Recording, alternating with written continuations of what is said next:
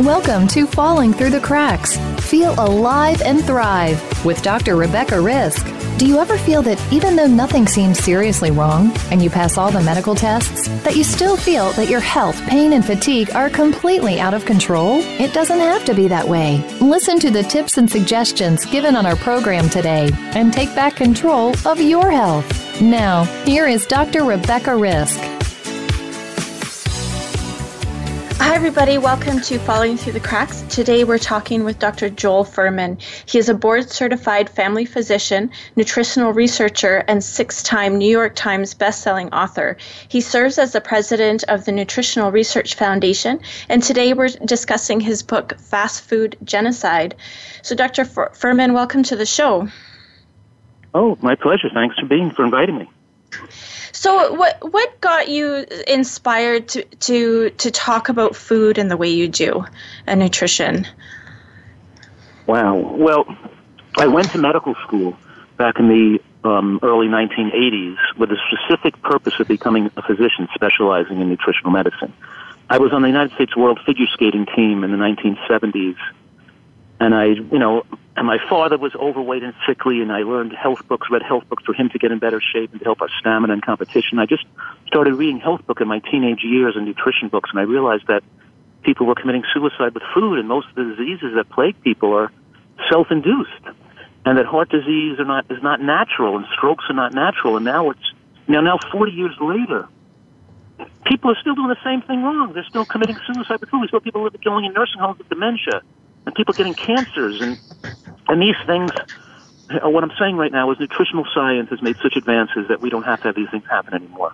And if people knew how delicious healthy eating could taste, they'd realize it's not worth committing suicide on the installment plan. So I guess I got into this because I saw it relatively young, and it's been an incredibly exciting and rewarding career watching people get well, because what I'm saying right now is that the same diet style that leads to maximum lifespan and slowing of the aging process is also therapeutically effective to reverse disease. I mean, if a person has type 2 diabetes, they can become non-diabetic in a few months. A person with coronary artery disease with chest pain doesn't need angioplasty and bypass. They can open up those blood vessels that flow back into their heart again and lower their blood pressure to normal, get off their blood pressure medications, get rid of their chest pains, get their cholesterol down naturally. And I'm saying nutritional excellence is 100 times more effective than medications. And so I guess the answer to your question is I got into this because it's so incredibly rewarding to be able to watch people get well. And the more I've researched and written books, the more we see how dangerous it is to eat like other Americans are eating. Well, I definitely agree with you. And what I loved about your book is it's very no nonsense. And just like with what you said, you're laying it out for people. You're not sugarcoating. Sorry. I think it's funny. I use that term. That's a good one. Yeah. You're not sugarcoating anything. You're telling people this is going to kill you. This has to change. And, in a lot of books you read it and they're saying that some similar information to you, but they're not saying it in a way where I think people are always listening either. They're saying, well, this is the science, but we know the science, but we have to hear things like what you're saying, that we're committing suicide by food. We are killing ourselves, and I think that's more of an eye opener than just, hey, why don't you try this because science says to try it.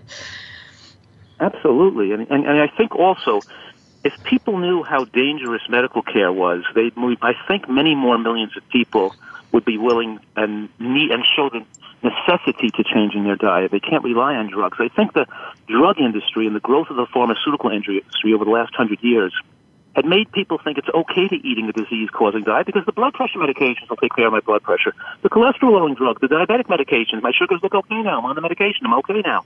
They think they're okay, and they don't realize that these medications cause cancer. Like, for example, a study showed that women on calcium channel blockers had double the risk of breast cancer after 10 years of use. That, statin drugs accelerate the progression of diabetes and cause you gain weight. And, so diabetic medications make you become more diabetic, accelerate the aging and the morbidity of diabetes. And even an escalated accord study was stopped because the people getting more drugs and more medical care were dying much quicker. But the point I'm making is that not only is the American diet so deadly, but medical care accelerates it, because it's like almost like an emotional or intellectual encouragement to keep committing suicide with food, because you think you're okay now by taking drugs, and now you have the bad drugs which are toxic and increase risk of cancer, and you now have the same foods that caused the problem to begin with, which continue to cause their damage. So it's really, it's almost like a vicious cycle that causes so much needless medical and health tragedies. Well, it sounds like we're trying to clean up a flood on the floor before we stop the water from running. Yeah. Yeah. Right. I always say that it's like people are driving off a cliff, and we have a lot of ambulances at the bottom waiting to pick them up and take them to the hospital. But nobody thinks of putting up a barrier across the top of the cliff so the cars don't go over. You know? Yeah, exactly. So we've already talked about how people are committing suicide with food, but I think the word genocide is a little bit different. Can you tell us why you chose that word in the title of your book? Well, thank you. Yes, I will. There's a lot of reasons why. I think a lot of people today are recognizing that fast food and processed foods and commercial baked goods and barbecued and processed meats, and by the way, the World Health Organization has considered processed meats, barbecue, and fried foods as a Class 1 carcinogen in the same category as asbestos and cigarette smoking. Class 1 carcinogen means it's definitive. It's not a maybe carcinogen. It definitely causes cancer. But nevertheless, I think a lot of people are aware that they're eating dangerous food and causing damage. But I don't think that people recognize that these fast foods and processed foods cause mental illness. And 1 in 5 Americans are now mentally ill.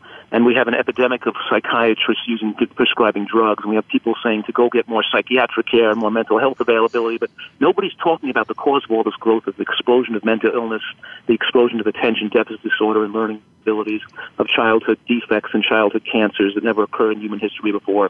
Nobody's discussing how we're starting out our kids in life with already deficits in thinking and understanding and learning capacity. And so, number one, nobody's talking about major depression, anxiety, schizophrenia, bipolar, and how food is the major factor leading to this. Nobody's discussing the fact that fast food and processed foods, candy, and commercial baked goods are linked to not just major depression, but also criminal behavior and drug abuse. And so I'm saying two things right now. Number one, the link between commercial baked goods and fast food and major depression is very solid in the scientific literature.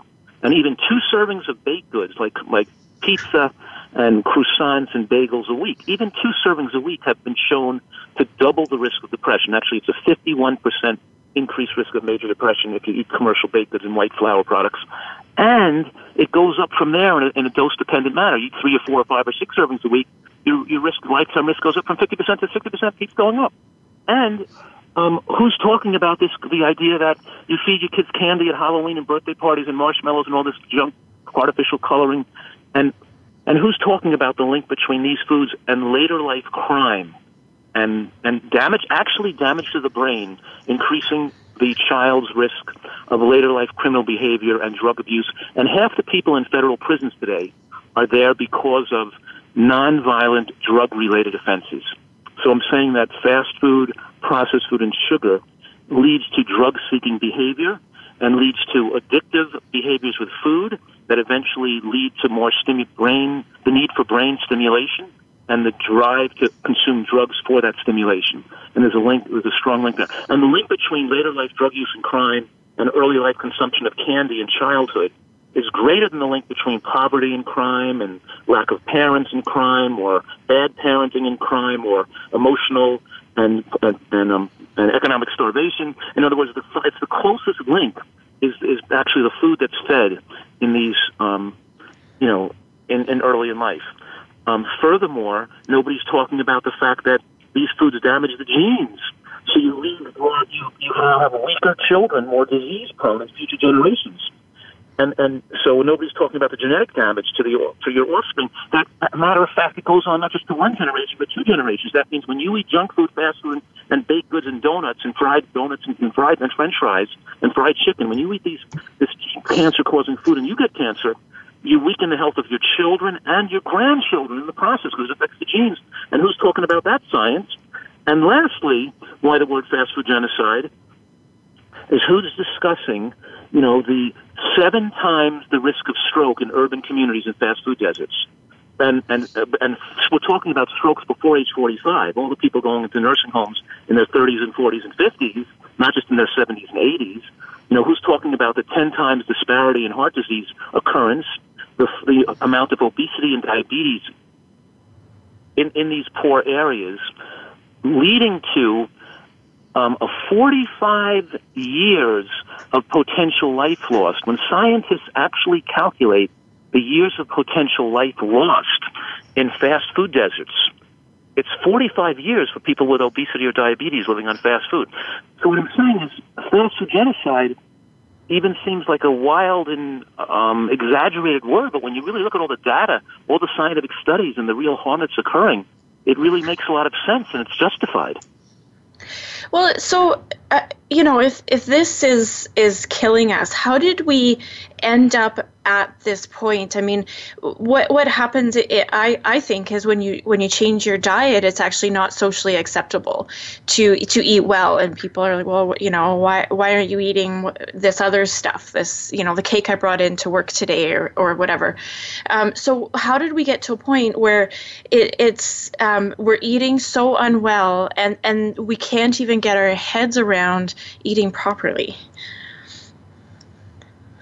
You're 100% right, and I think that people underestimate the addictive nature of sweets and processed foods.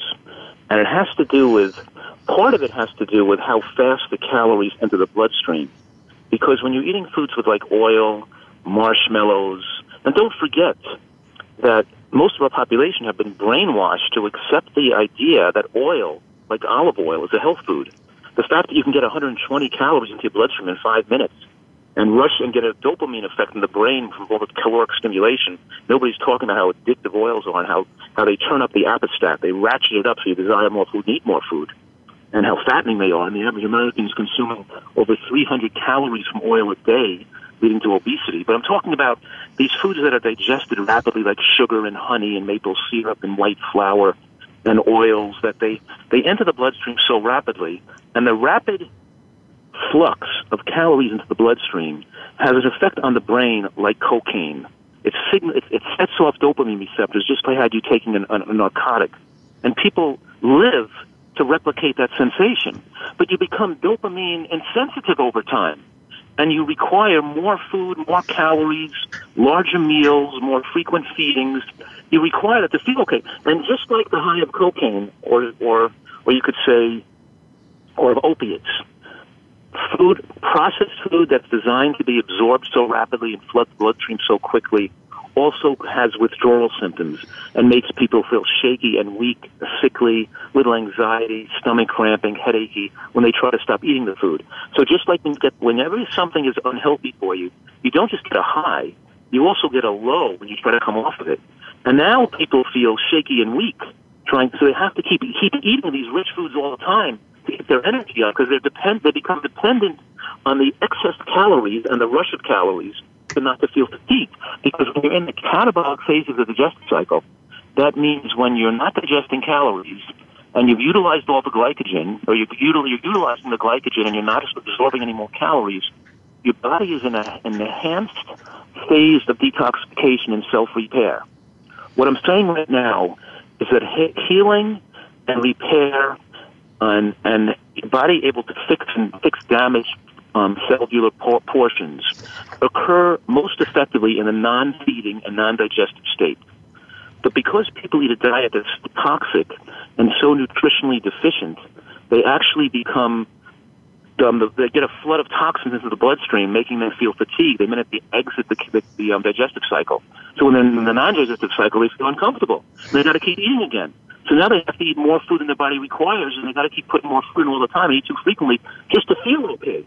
So how we came to this was because we can talk about it more after the break, but I think it has to do with, the evolution of processed foods after World War I and World War II, and the growth of the processed food industry and the pharmaceutical industry simultaneously taking over America, and then how addictions married into that magnified it and made it hard for people to really understand. And once you're an addict, it takes over your ability to want to think rationally, because now your part of your brain wants to protect your addictive behaviors. So it's complicated. Yeah, it is complicated, and I do want to talk about this, and we're going to take a quick break. We're talking today with Dr. Joel Fuhrman, and we're discussing his book, Food Genocide. We'll be back shortly.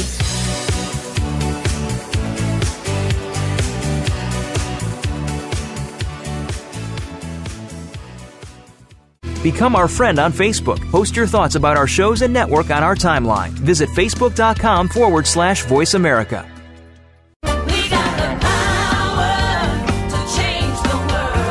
Is your health where you think it should be? If you're like most people, the answer is probably not. Where can you get the answers you need to get on the right track? The answers start on Occupy Health. Each week, host Dr. Susan Downs and her guest experts will answer your questions, as well as prepare you for questions you'll want to ask your health provider. You'll want to plan for your optimal health with Occupy Health. Listen Fridays at 11 a.m. Pacific Time, 2 p.m. Eastern Time on Voice America Health and Wellness.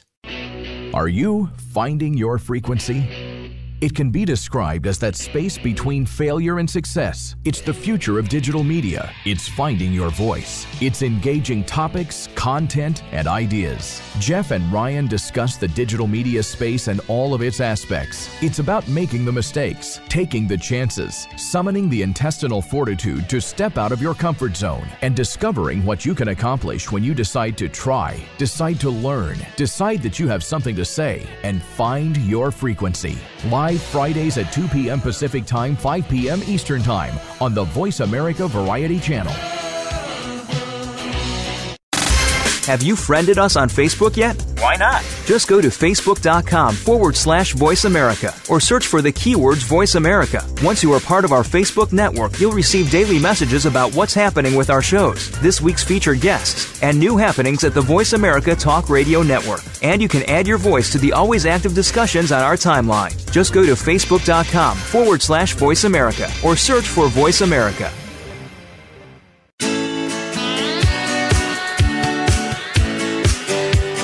You are listening to Falling Through the Cracks with your host, Dr. Rebecca Risk. To reach the program today, please call in to 1-866-472-5792. Again, that's 1-866-472-5792. You may also send an email directly to Dr. Risk. The email address is anantacalgary@gmail.com. Now, back to Falling Through the Cracks.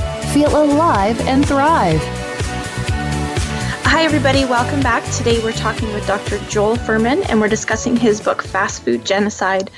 So, Dr. Fuhrman, before the break, you were talking about the processed food industry. What is that? Well, that's right. I mean, we know that years ago people had to eat foods that they got from the forest, the garden, whatever it was. But now, after World War I and World War II, the rise of the processed food and fast food industry, so we can make food that was shelf stable, that didn't go bad, that people could take on the battlefield. Twinkies, Tangs, Spam, instant coffee was invented, hot dogs. So we made foods that could travel in a backpack, stay for weeks out of the refrigerator, be consumed rapidly for energy, and then those foods became very inexpensive to make, and because they had long shelf life. And they didn't have, because most of the cost of food, fresh food, has to do with so much spoilage and have to throw food away. So a lot of our cost of produce and fresh fruit has to do with when it's not sold, it has to be discarded because it doesn't keep well. So the cost of foods came down so much to transport them, to be able to maintain their ability, and then it became the cheapest and most economical way to feed our population with calories would be these processed foods, and we started eating a higher percent of processed food in the American diet. It went from 10%, in the early 1900s, but by 1950 it was 25-30%. By 1970 it was already 50%.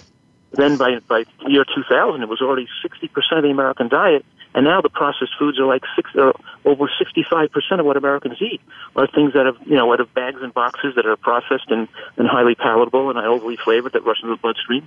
And then we had the growth of the fast food industry that started in the 1950s and started to grow more in the 60s and 70s, and now it permeates all parts of the world with fried foods, and now we have meats and chickens and animal products that are grilled, fried, deep fried, flame broiled, or barbecued, which causes heterocyclic amines, and nitrous, compounds and other aldehydes that are carcinogenic in the way the food is cooked, as compared to like boiling some chicken or turkey in a soup.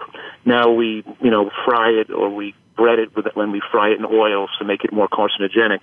And, so what I'm saying now is that the fast food industry exploded, making these foods, burgers and pizza and French fries, readily available to the whole population. Used to be only available in restaurants at high prices. Now they're the cheapest foods available in the marketplace. Instead of having to grow your own food or to get food in the supermarket and make it and buy frozen, now we go to a fast food restaurant. And people could live, and some people actually eat most of their meals at fast food restaurants where you have these processed foods. And, eating at fast food restaurants just 2 to 3 times per week increases the risk of dying from coronary heart disease, more than 50%. And, of course, when people eat fast food 4 or more times a week, the risk of dying from heart disease goes up to more than 80% compared to people eating it once a week. And, by the way, even eating fast food just once a week increases heart disease death by 20%. So we're talking about, and even the moderate consumption of fast food leads to premature death. For example, 1 serving of commercially cooked French fries a week increases risk of breast cancer, just 1 serving a week, by more than 26%. So, that's huge from 1 serving a week. Because people could say, oh, yeah, but I only do it in moderation, but look, I'm already giving data here to suggest that even two servings of white bread, or bagels or pizza a week doubles your risk of depression. 2 servings a week increases your risk of heart attacks by more than 50%. We're talking about major risks just from a small intake of these foods. So we've tremendously underestimated the damage from making these frankenfoods that never existed before in human nature. And these fast foods have different characteristics. They're digested and absorbed rapidly. They contain multiple synthetic ingredients and chemicals in them, some of which are possible carcinogens. They're calorically dense. You can access a lot of calories really quickly, and we know that with every study ever done on animal lifespan and human lifespan, the less calories the animal is fed, the longer it lives. And we're doing the opposite. We're trying to eat as much calories as we can and not recognizing that it's moderate caloric restriction that extends life. And even moderate caloric excess has a huge effect on shortening life. And these foods are nutritionally barren. They don't contain fiber. They don't contain antioxidants and phytochemicals that have anti-cancer effects. They're highly flavored. They contain excess salt and sugar. And they're designed to stimulate the taste buds, be called highly palatable, which means as you eat them, they deaden the taste buds. So now a strawberry has no taste, and an avocado and a piece of artichoke heart no longer tastes flavorful, and a strawberry no longer is that sweet, and now natural foods lose their flavor because people have deadened their taste buds with these rapidly absorbable, highly palatable, empty calorie processed foods, which actually behave like poisons. And we're talking about they're just as bad as cigarette smoking, right? Because the risk of cigarette smoking from 2 cigarettes a week is less than the risk of 2 servings of fast food or processed foods a week. Well, I read that in your book, that eating fast food kills more people than cigarettes. That was a line in your book. And although I understand the dangers of fast food and I know what we're doing and I see metabolic syndrome and heart disease, I hadn't thought about it that way before. And it made me kind of do a double take of like, we're not making the changes the way we need to. Where, even if you talk to your doctor, they'll often tell you diet has nothing to do with the way you are. You need to take medication for, your diabetes, your blood pressure, all those things that can be changed with food. And it baffles me that we're still not, we should have the warning signs on your Big Mac bag saying, this is going to cause heart disease the same way we do with cigarettes. Exactly. I always make the point that let's say we never invented like the drugs to lower blood pressure or lower cholesterol or lower blood sugar and diabetes. We never invented those medications. Then doctors would be forced to tell people, you've got to cut out the salt. You've got to start exercising every day. You've got to start eating mostly vegetables and drop 15, 20 pounds because we got to get your blood pressure lower, and we got to get your cholesterol low, and we got to revert, and we got to make your chest pains go away. We got to get your diabetes go away. Diabetes can kill you, it can cause blindness, kidney failure, leg amputation. We've got to get rid of your diabetes. You've got to change the way you're eating and lower your blood sugar. But now we give them a drug, which is a permission slip to keep eating the same diet. And it also, and by the way, I mentioned earlier, the drugs cause you to gain weight and accelerate your diabetes anyway. But the point I'm making right now is that mostly, and doctors don't realize, not only do they not talk about nutrition, which to me is malpractice because you didn't give a person informed consent. People aren't told about the dangers of the medication. They're not told how effective nutritional excellence is to reverse disease and to give people the opportunity to really get totally well from psoriasis, to really get totally well for rheumatoid arthritis, ulcerative colitis, Sjogren's syndrome, lupus, and they're just giving drugs. The medical profession evolved to be an arm of the pharmaceutical industry, to be a drug distribution and prescribing experts. As medical doctor, and I'm of course a board-certified family physician, but you're trained as to be an expert in prescribing. And you're not trained to be an expert in helping people reverse their disease with the art of motivational skills, the art of teaching them about nutritional excellence, having to teach, being a great chef, being able to show them how healthy foods can taste fantastic, how you can take people into your office and show them that you can show them a healthy meal that tastes better than the junk food meals they're eating, how to make a healthy ice cream with frozen bananas and macadamia nuts and walnuts and some real vanilla bean powder. And to put, we're not really taught, the things doctors need to know, what they're learning is so far divorced from what people need to hear that we're talking about a massive change in society if we're going to affect change. And that's, of course, you can understand why I'm so passionate about this. But there is the American College of Lifestyle Medicine, a group of physicians that's exploding now with its own board certification that does specialize in doctors that do use lifestyle medicine and are trying to get people off drugs. And of course, my books are heavily read and distributed by that organization as well, because when these doctors are surveyed as to what doctors and what books they utilize to help their patients, my books come out, on top most of the time. So it's very proud of that other doctors are using my materials and that there is a growing army of doctors embracing this material. And I'm not criticizing all doctors. I'm criticizing, of course, the development of the medical profession and how it's evolved over the years and how most doctors make their bread and butter by running people in and out through their office at a relatively fast rate. They can decide give a diagnosis so they can ascertain what medication is right for them so they could write the prescription and the person could leave with a prescription in their hand.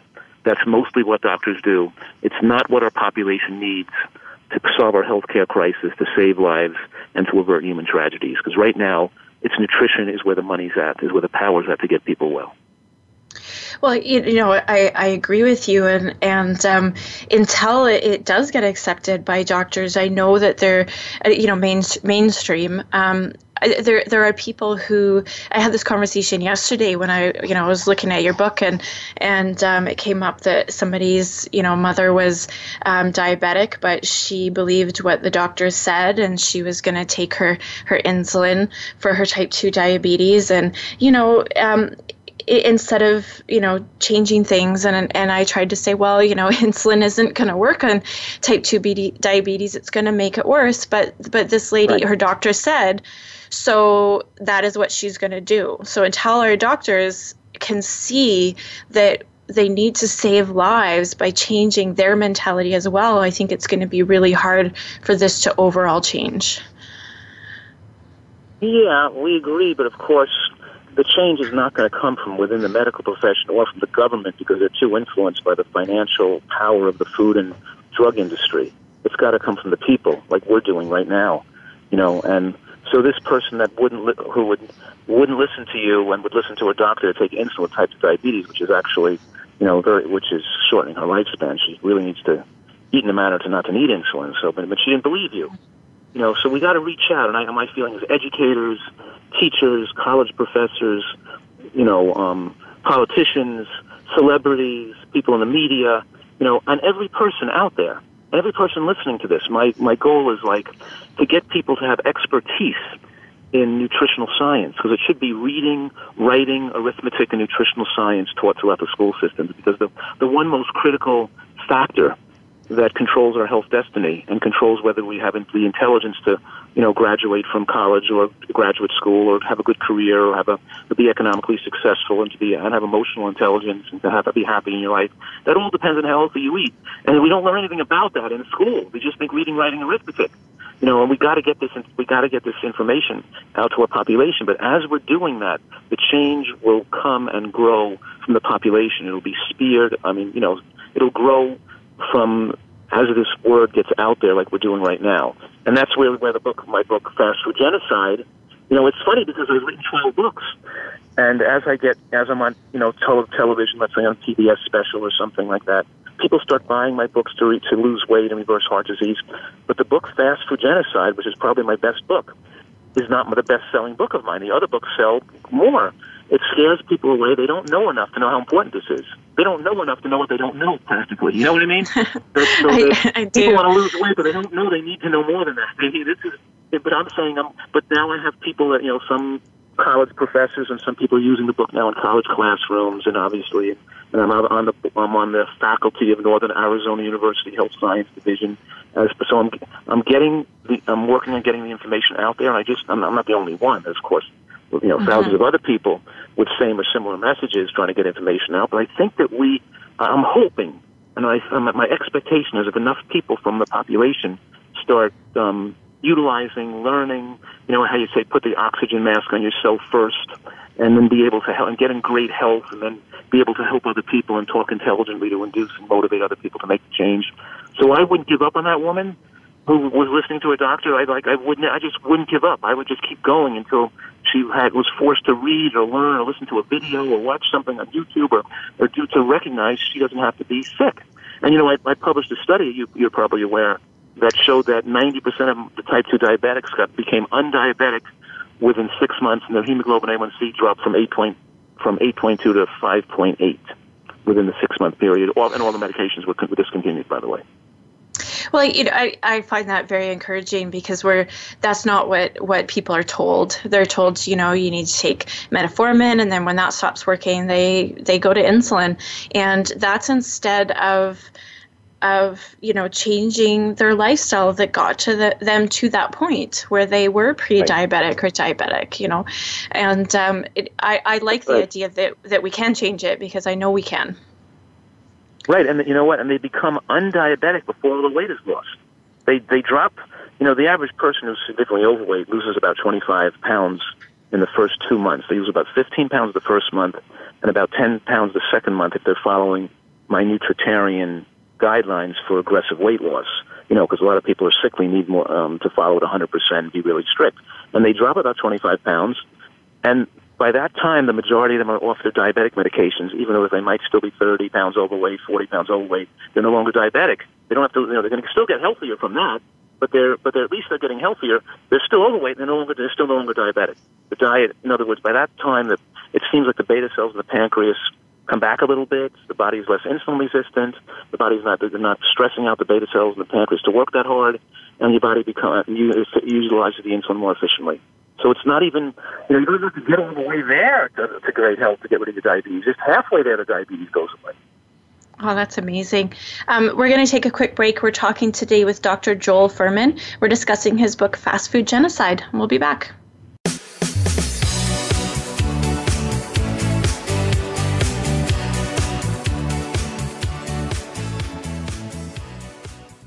Become our friend on Facebook. Post your thoughts about our shows and network on our timeline. Visit facebook.com/Voice America.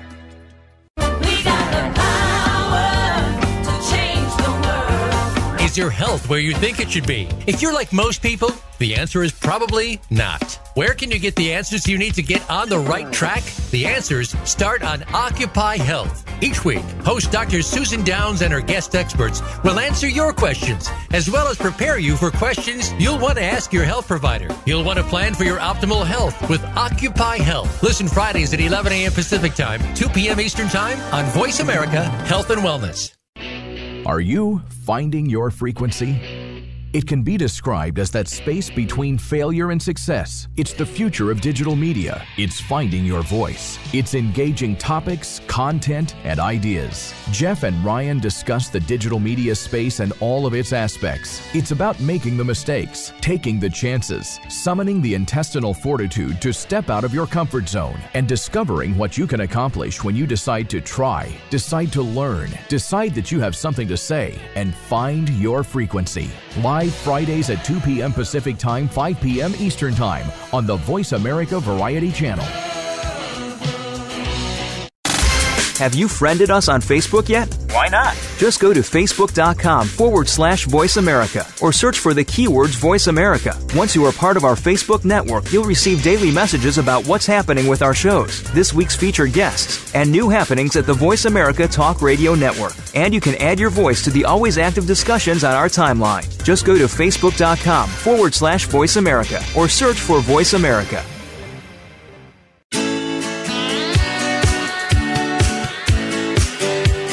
You are listening to Falling Through the Cracks with your host, Dr. Rebecca Risk. To reach the program today, please call in to 1-866-472-5792. Again, that's 1-866-472-5792. You may also send an email directly to Dr. Risk. The email address is anantacalgary@gmail.com. Now, back to Falling Through the Cracks. Feel alive and thrive. Hi, everybody. Welcome back. We're talking today with Dr. Joel Fuhrman. We talked a lot about what's happening, what the fast food diet and all this that it does for us. But what do we need to change so that we can have the health benefits that you and I have talked about? Well, I mean, obviously, I think people probably understand that vegetables are the most protective food for longevity. And our diet has to be vegetable-based, not grain-based. Most of the things we eat have to be different colors of vegetables in our diet every day. And so what I'm saying right now is I asked a person a question, what food, particular food group or food, shows the closest association scientific studies to low rates of heart disease, and the answer would have to be green vegetables. Then if I ask the question, okay, what food group now is shown to be most protective against dementia later in life? The answer would have to be green vegetables. Right, the next question, what food is most protective against cancer, like breast cancer and colon cancer and prostate cancer? Again, it's green vegetables. I ask the question, okay, what food is linked to, what do gorillas mostly eat? Green vegetables, as a lot of other primates mostly eat. The point is that my mantra is that for people have to eat a large green salad every day as a main dish as one of the major meals, because there's more than 200 studies linking the consumption of raw vegetables to lower rates of cancer in a very powerful dose-dependent manner. And the more raw green vegetables you eat, the more you absorb and assimilate and utilize those anti-cancer compounds. So a giant salad every day, and I want people to use as a dressing a delicious and healthy dressing made of nuts and seeds. Like, for example, one of my healthy dressings might be to peel a navel orange and whip it up with some raw cashew nuts and lightly toasted sesame seeds with some blood orange vinegar or white wine vinegar and a splash of lemon could be a great dressing. Another dressing could be a low-salt tomato sauce or tomato paste with roasted garlic and some walnuts and balsamic vinegar and a few raisins, and that could be a delicious dressing. All types of, but the point I'm making is I'm making the dressing really healthy too on this healthy salad. So that first mantra is, can you imagine if everybody in America ate a giant salad every day? And of course, in New York City, there's these restaurants in almost every other block. You see these salad bar restaurants and chopped salads and saladed and so. But in some areas, people don't live in inner cities. They don't have access to really healthy food like New York City does. But a lot of people do, and in other big cities like San Francisco and Chicago. But in any case, the second thing is the glycemic benefits of beans as your major carbohydrate source. That beans have very slowly digestible carbohydrates, and they're full of resistant starch, which is resistant to enzymatic degradation, which means all their calories are not biologically accessible. And because they're relatively high in protein, like the same protein content as meat, generally, but when you consider that part of their carbohydrate content is not absorbable, it makes their protein content even higher, and their bean proteins do not raise those hormones like IGF-1 that cause breast cancer as do meat hormones, as does meat, so much meat and animal proteins do.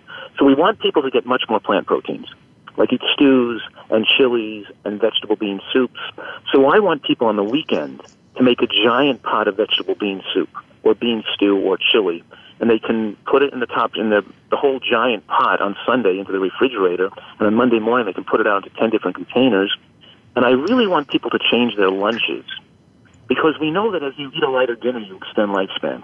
Because going to sleep on an empty stomach extends lifespan tremendously, and increasing the catabolic window of not eating at night extends lifespan tremendously. For example, a recent study showed that women who had breast cancer followed for 10 years had 71%, no, it wasn't 71%. It was 27% decreased risk of death from breast cancer over the 10-year period if they ate dinner earlier and had a 13-hour window between the end of dinner and the start of breakfast. What was 71% were women with breast cancer who followed for 10 years who ate some lignans from flax or chia seeds every day. Just a small amount of lignans had a 71 decreased risk of death of breast cancer over that 10-year period. There's so many of these studies that show that how protective these foods are, by the way. But of course, the point I'm making right now is when you ask me, where to start, what could people do, or where do they begin, I'm just saying change your lunch to a salad, a vegetable bean soup or stew or chili, and a piece of fresh fruit. And can you imagine what would happen to our country if everybody just changed their lunch? Because breakfast is a lighter meal. Your breakfast usually is you just have oatmeal and flax seeds and berries and soy milk. Your breakfast is easy to change. Lunch is the major meal that people eat out of the home. It should be where the majority of your calories are consumed, because you want to eat lighter dinner anyway. And that's when people are going to be eating cookies and donuts and fast foods and they're tempted by the workplace food. And if they just make the soup on the weekend and make the salad dressing and bring it with them with the chopped lettuce and the onion and and whatever, you put the tomatoes and you put the healthy dressing on top, God, we would revolutionize the healthcare crisis in America, and we could cut the cancer rates by 75%. Heart attack rates would drop by 80%. We'd incredibly solve our healthcare crisis, reduce healthcare costs by, 3/4. I mean, amazing things would happen if people just made some small, simple changes in their lifestyle and diet. So, we talk about this helping us over time, but somebody say they're in their 50s and they know they've been eating fast food their whole life. Is it too late to make the changes that they need? I always joke around and say, well, if they're listening to this, they're not in the coffin yet. It means they can improve the quality of their life. And the point I'm making, of course, is that, certainly I'm not saying that every case of advanced cancer can be reversed. Certainly as the diseases become more progressive and more dangerous, more advanced, it's more difficult to predict an improvement or reversal. What I am saying is that cancers, most people in America as adults over the age of 50 have some cancer already in their body in early stages that's not detectable by medical tests yet, and that those early cancers are reversible, and they don't have to evolve into more advanced cancers, and that many of the early-stage cancers are strongly reversible, predictably, and most of them can be reversed. But as cancer advances, then it becomes more unpredictable, more bizarre, and more where reversal and improvement is less predictable. But that doesn't mean a person's quality of life can't improve, and there's a lot of people who, and the same thing is true with dementia. We lose brain cells, we lose our intelligence, we lose creativity, we have more emotional ability and less emotional happiness, but that's reversible. And people can improve their emotional outlook on life, and their happiness quotient can improve tremendously. But once we start to get a lot of memory loss and we get to the point of we advance dementia, it becomes irreversible. And you can't, once the brain shrinks, too much brain damage occurs, then healthy food is not going to bring that back. I mean, we can maybe slow its progression, from getting worse, or we can many cases, halt its progression. But we're not going to regrow a brain that's shrunk by 20, that has 10% shrinkage, for example. So yes, we can benefit. Almost all people can benefit, but we want people to embrace this before they get to the point of having such advanced pathology that become almost impossible to reverse. And the point is that this is powerful stuff, and it's so ignorant, and so you're following the herd of the Americans' SAD, standard American diet, into an unhappy elderly life. What's funny is that what I'm saying is so, what's the word, normal every day. Everybody should know this stuff, but it's seen as so radical. I was on PBS the other day doing one of my pledge drives, and I said on the show live, I said, the American diet couldn't be better designed to kill people had it been designed by Al Qaeda or ISIS. It's got all the factors with the high level of processed foods, the high level of processed animal products, the low level of vegetation. you know what? They had to not show the show because I offended. Must have been. I think it was in. I won't even say what part of the country it was in, but I couldn't. Mm-hmm. They had to play the other part of the recorded show. They couldn't play the live show over again because they objected to that joke. And I'm saying, you know, people are you know, I'm just telling things straight, or even with a joke. People, you know, you're always offending somebody. But the point is that we've got to tell this to people straight.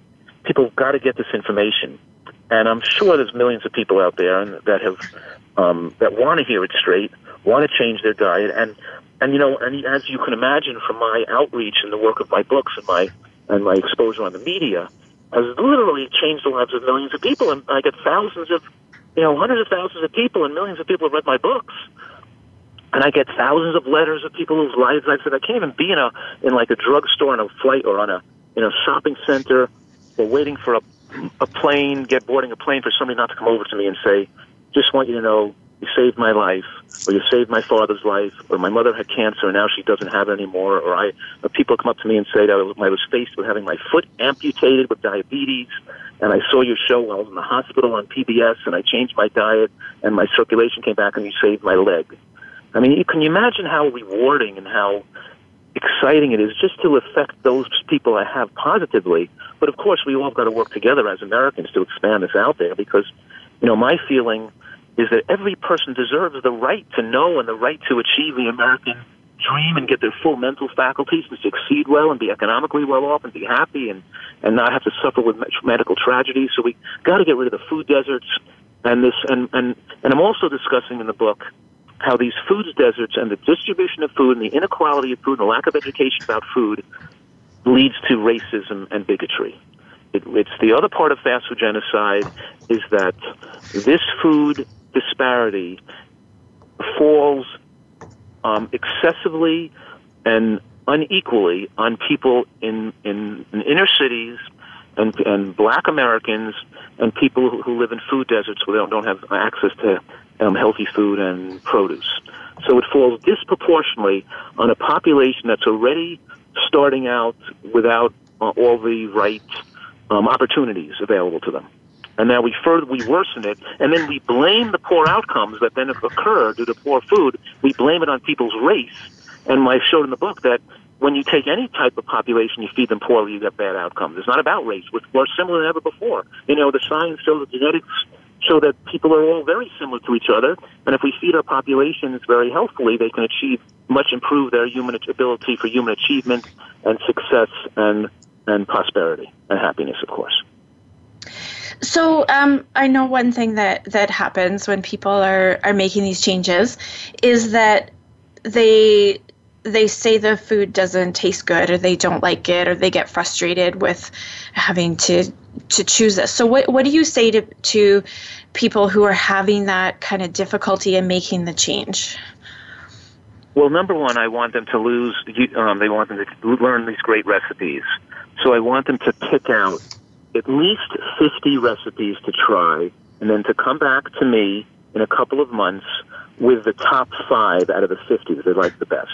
And the process of trying to ascertain which of their top 5, what happens is that your taste buds improve and change as you try to eat food that's healthy, because your taste buds get stronger and your smell gets stronger too, by the way. And when you cut the sugar and the salt out, your taste buds actually can taste the subtle sweetness and sugars and natural flavors better in natural foods. But your taste also accommodates to the foods you eat all the time and learns to like them better.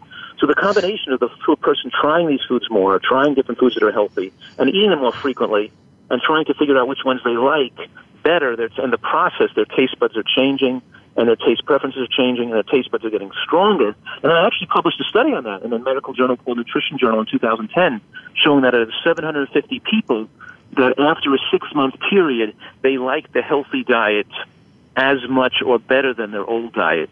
There was 90% of the participants, by the way, liked it just as much. But if you interviewed the 90% of the participants after 3 months, only 20% liked it as much. It was when they went from 3 months to 6 months that you went from 20% liking it just as much to 90% liking it just as much, because it takes time for the taste preferences to change. So in the process, you give people these great tasting recipes to choose from, and they finally find foods they like to eat. And as they're doing that, they start to like it better and better. And I tell people that are sickly and overweight, I say, look, you're making the choices on what to eat hasn't worked that well for you because you're driven by your addiction, your food preferences, what you like, what you're used to eating. What you're used to eating and what you prefer to eat has nothing to do with this. That got you into the trouble to begin with. Now, I'm going to tell you what to eat, and you're going to eat it no matter what, whether you like it or not. In other words, let me make a decision about what you're going to eat, and I'm going to prove to you that you're going to like this as much as your old diet if you're patient and give me some time to work with you. That I'm going to promise you that you're going to like it just as much, but not at the beginning. But isn't there worth some effort to never having a heart attack or a stroke? Isn't there some effort that just taking a pill, but you earn this, it's rewarding, and then you have it for the rest of your life to not have diabetes and not have a risk of cancer and not have a risk of a heart attack or a stroke. You get such tremendous payback from this that you got to put in your dues, even if you don't like it just as much the first few weeks. Well, I agree. I mean, you've talked about how, the food has higher flavor and it changes things. So sticking to it, it's to save your own life. You've talked about how this is genocide and suicide, and really you're making that choice of dying early and being sick for 10 years before you do, or living a long, healthy, fulfilling life. Exactly. So if anybody has any questions, is there any way that they can get a hold of you or your book? Sure. Well, my website is drfuhrman.com, which is drfuhrman.com. And because of, I actually have a member center where people join to get recipes and to communicate in forums and read my questions and answers and teleconferences and newsletters and track their health problems. I have a whole, member center. And whereas the ability that people with medical conditions from all over the world can actually ask me for their advice and ask my advice on some of their, if they choose that. So I do spend about, maybe an hour or two a day actually answering questions on the website and preparing articles. And so, yeah, I have a whole, trying to cultivate a support system for people who really want to change and they feel alone. I know that, if you feel alone, it could make it more difficult. We want people to feel camaraderie, and there's thousands of other people doing it with them and rooting for them and helping them along the way. So, yes, that's very enjoyable to me. Well, I love that there's that support there, and I've thoroughly enjoyed your passion today. I want to thank you so much for joining us and for everything that you've done to save lives. Oh, thank you so much. And same to you, of course, and best of health and to you, of course, and all your listeners. Well, thank you so much. And I want to thank everybody for listening. Just be sure to make today a great day.